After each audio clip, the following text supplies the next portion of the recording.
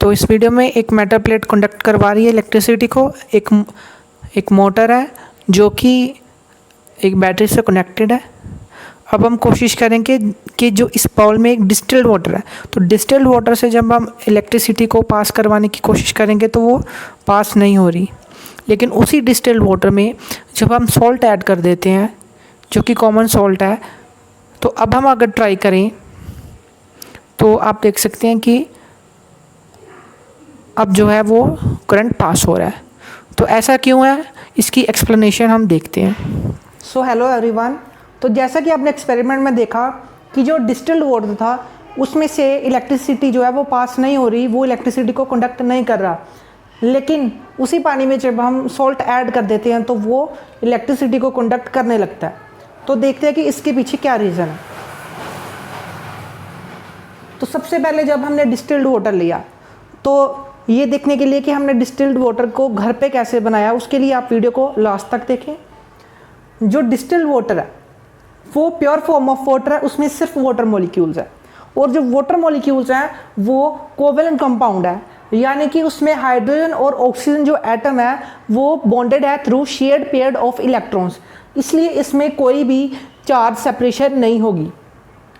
लेकिन क्योंकि ऑक्सीजन जो है वो ज़्यादा इलेक्ट्रोनेगेटिव है हाइड्रोजन से, इसलिए वो शेयर्ड पेयर ऑफ इलेक्ट्रॉन जो है वो ऑक्सीजन के ज़्यादा पास है और हाइड्रोजन से वो थोड़ा सा दूर है, एकदम से दोनों के सेंटर में नहीं है। इसलिए ऑक्सीजन पे स्लाइट नेगेटिव और हाइड्रोजन पे स्लाइट पॉजिटिव चार्ज है। इसी पार्शियल चार्ज का यूज़ जो है वो हम सोडियम क्लोराइड को डिज़ोल्व करने में करेंगे।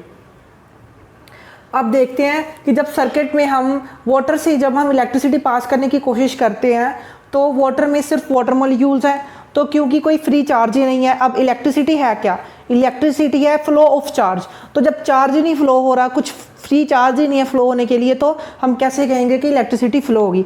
इसलिए डिस्टिल्ड वाटर से जो है वो इलेक्ट्रिसिटी फ्लो नहीं होगी और डिस्टिल्ड वाटर जो है वो एक ओपन सर्किट की तरह बिहेव करेगा।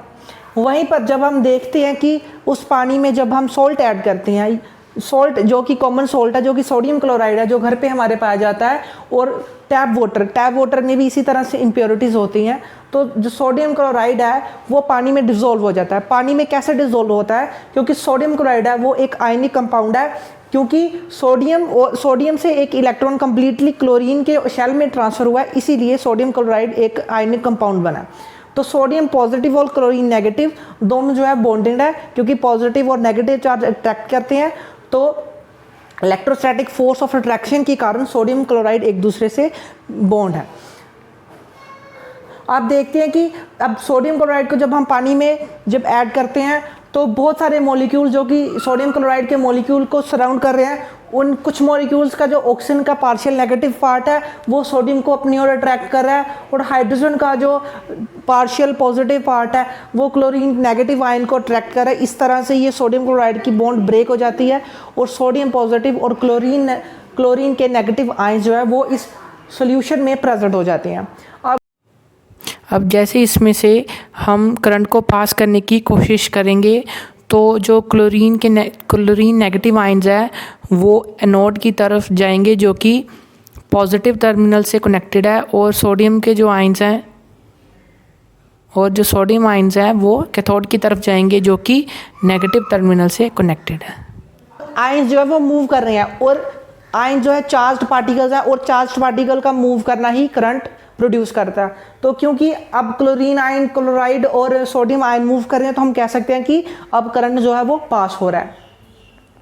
तो ये अब एक क्लोज्ड सर्किट की तरह बिहेव कर रहा है।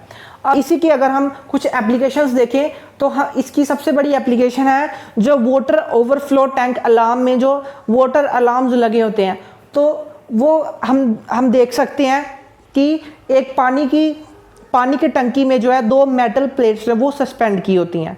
वो मेटल प्लेट्स सर्किट को कंप्लीट करेंगी जब वो मेटल प्लेट्स एक दूसरे से टच कर जाएंगी, और तब करंट फ्लो होगा। करंट जो है वो अलार्म से पास होगा और अलार्म साउंड करेगा। लेकिन वो जो मेटल प्लेट्स हैं वो सस्पेंड की होती हैं उस लेवल तक जहां तक आप चाहते हो कि पानी का लेवल आ जाए, उस लेवल तक वो मेटल प्लेट सस्पेंड की होती हैं, और वो मेटल प्लेट्स टच नहीं करती एक दूसरे को, वो कुछ डिस्टेंस पे सस्पेंड की होती हैं एक दूसरे से।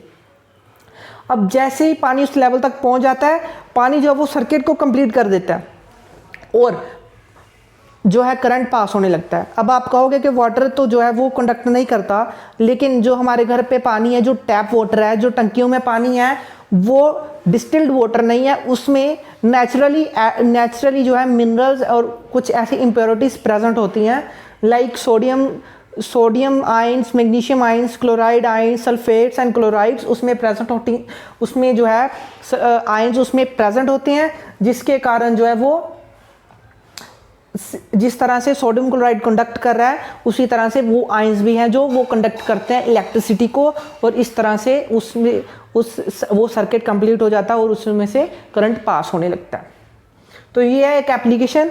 और जो हम पानी पीने का पानी भी है जो पैकेज्ड वाटर है, वो भी जो है डिस्टिल्ड वाटर नहीं, वो भी मिनरल वाटर पीते हैं हम, क्योंकि उससे हमारे शरीर का इलेक्ट्रोलाइट बैलेंस बना रहता है, क्योंकि हमारे शरीर को भी मिनरल्स की ज़रूरत है। तो ये था आज का कॉन्सेप्ट, और अगर ये कंटेंट आपको अच्छा लगा हो तो इस वीडियो को जो है लाइक ज़रूर करें, और ऐसा ही और कंटेंट अगर आप देखना चाहते हैं, आपको पसंद आता है, तो हमारे चैनल को सब्सक्राइब ज़रूर करें। Thank you so much.